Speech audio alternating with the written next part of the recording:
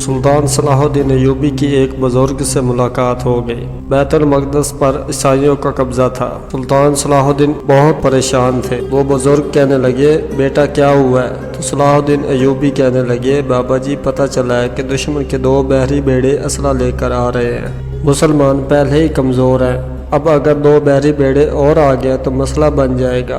मैं परेशान हूँ कि किस तरह ये कम मसले वाली फौज इनका कैसा मुकाबला करेगी। तो बाबा जी कहने लगे, पुत्र इस तरह करना, आज रात तू भी दुआ करना और मैं भी दुआ करूँगा। बंदा जब दुखी होता है तो सजदा करता है, फिर ही तो मुसल्ला भीग जाता है, फिर मज़ा आता है। सुखी बंदा तो काबा जाके भी नहीं रोता। सुल्तान सलाहुद्दीन अय्यूबी दुखी थे, तकलीफ थी, सजदे में सर रखा तो तड़प गए। वो बाबा जी कहते हैं, मैं मस्जिद आया तो सलाहुद्दीन अय्यूबी चीखे मार के रो रहा था। वो कह रहा था, मालिक मैं कोई अपनी शान के लिए तो नहीं लड़ रहा हूँ, अल्लाह मैं कोई कब्जों के लिए तो नहीं लड़ रहा हूँ, मालिक मैं तो तेरे लिए लड़ रहा हूँ, मुझे बेआबरू ना करना, मेरी मदद फरमाना।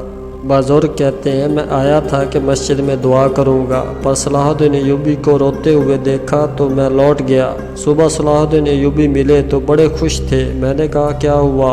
सलाहुद्दीन अय्यूबी कहने लगे, हजूर वो जो 2 बहरी बेड़े असला लेके आ रहे थे वो दोनों पानी में डूब गए। तो बाबा जी कहने लगे, सलाहुद्दीन अय्यूबी वो पानी में नहीं डूबे, वो तेरे आंसुओं में डूब गया, वो गर्क हो गया, तेरे आंसू से बहा ले गया। बंदा जब रात की तन्हाई में सच्चे दिल से अपने रब के सामने रोता है तो रब भी उसे खाली नहीं लुटाता, बस मांगने में तड़प होनी चाहिए। अल्लाह हमारे अंदर भी वो तड़प अता फरमा। आमीन।